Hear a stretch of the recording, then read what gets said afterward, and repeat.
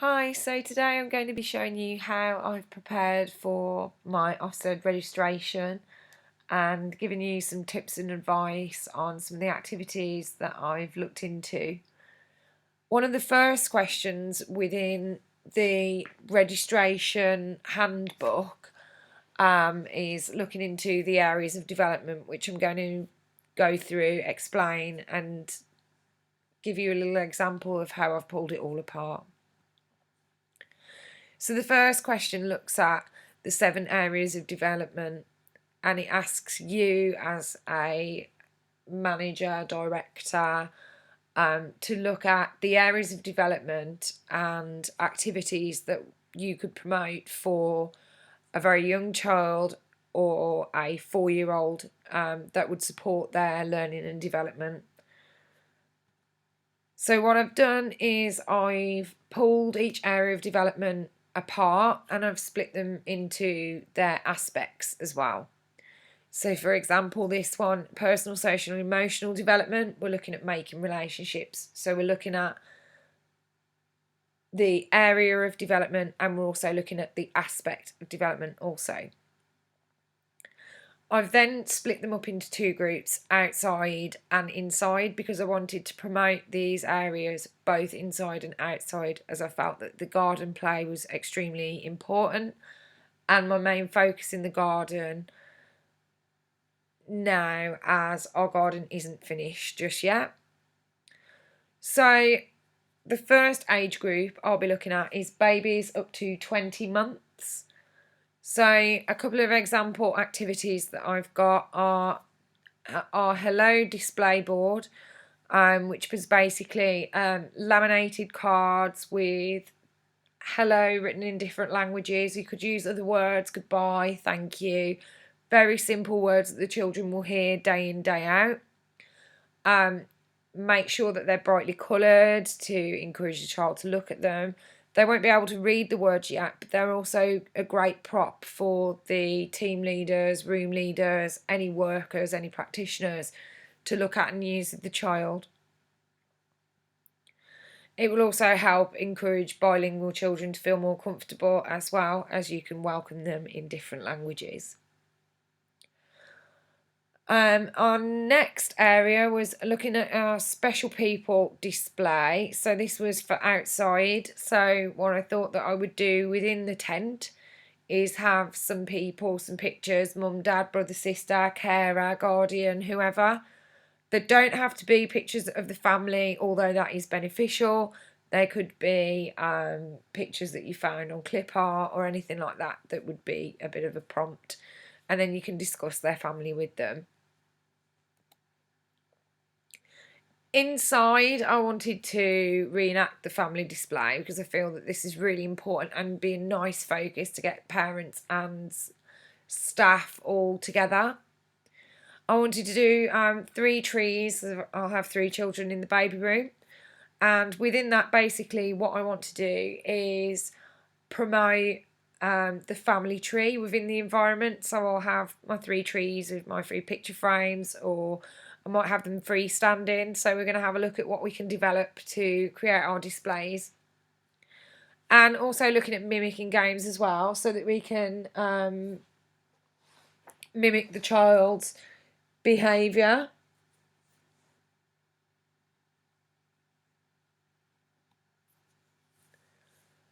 For outside, for our toddlers, we'll be looking at emotions. I'm actually having a board made with a turning dial, which will have happy and sad faces on there so that the children can distinguish how they feel and express that through moving the cog. And then matching games, so they'll be able to match shapes, which will allow them to cooperatively play with other children and also other staff members, which will help them to form and build relationships. Inside, to encourage the making relationships, we've got the water table, which obviously I feel this is really important, that the staff will need to be observant as they're playing with water. But also the children, you can fit 3 or 4 children around the water table at any one time. So not only does it encourage the children to play with water and looking at their fine motor skills, but it will also encourage the children to share and play alongside one another and turn take, and also to play alongside a practitioner. Also encouraging doctors and nurse games. This will encourage the children to look after one another. You can opt for one child to play the sick victim, and the other child to be the doctor or the nurse and to take care of one another. We can also promote this we have a vet surgery activity den as well, which the children can use. So not only can they learn to look after one another, they can learn to look after their surroundings, their pets, for example. So if they've got, I don't know, a dog at home called Bob, they can look after Bob the dog, just as they would their brother or sister. So it's learning about the importance and values of not only people but also animals as well. Looking at our preschoolers then, I've just put on order this morning our large construction play. This will help the children to play cooperatively alongside one another. The construction play that I've ordered are large house bricks. They're not real house bricks, I must stress, they are made of foam. But the idea is that the children will make a large construction together, and this will really need teamwork as it is such a big construction that it will take more than one to actually build this. So it will help the children to cooperatively play with one another and give instructions to one another as to what they need the other child to do to achieve. And also our next tip is our friend stop. So we're going to have our friend stop bench.